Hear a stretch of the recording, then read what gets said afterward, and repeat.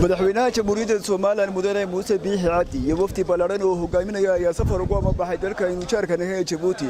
halkaas ay kaga qayb gali doonaan wadahadallada Soomaaliya iyo Soomaaliya u dhaxeeya oo la filayo in isla maanta ay ka bilaabato dalkaasi Djibouti waxaana wadahadallada Soomaaliya iyo Soomaaliya qayb ka ah ra'iisul wasaaraha dalka Itoobiya Dr. Abiy Ahmed madaxweynaha dalka Djibouti Ismaaciil Umar Gelle iyo qaar ka mid ah wadamada beesha caalamka oo badan ee daneeyaasha labadaasi wadan ee Soomaaliya iyo Soomaaliya horitaan wafdigu kama bixin garoonka diyaaradaha ee magaalada Hargeysa waxa warbaahinta faafayn ka siiyay Professor Yaasin Xaaji Maxamuud Xeer Faratoon wasiirka wasaaradda arrimaha dibadda Soomaaliland halkan soo taagay inaan idin sheego inuu dalka ka ambabaxayo wafdi uu hogaaminayo madaxweynaha jamhuuriyadda Soomaaliland Muuse Biixi Cabdi wafdigaas wuxuu baxayaa dalka Djibouti madaxweynahana waxa ku weheliya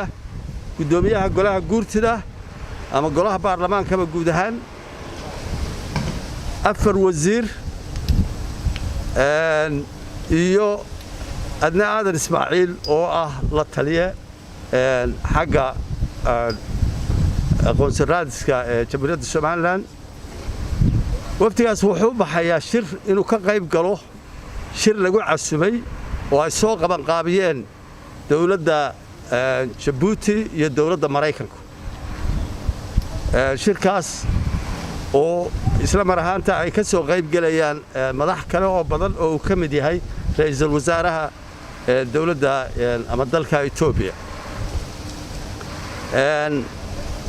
wafdigaas waxa la isugu keenayaa Soomaaliland iyo Soomaaliya ujeedada shirku waa intaas ajandihiisa iyo waxa laga wada hadli doono iyo arrimahaas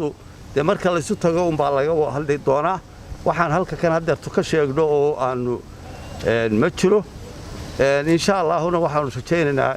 inuu afkarad iyo guul ku dhamaado intaas baan idin sheegayaa si kastaba ha ahaatee markii ugu horeysay ay kulan fool ay isku soo fadhiistaan madaxweynayaasha Soomaaliland iyo Soomaaliya isla markaasina mid kasta oo ku soo bandhigayo tabashadiisa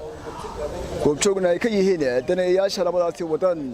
Nagib Abdullahi telefishinka caalamiga ee bulsho magaalada Hargeysa.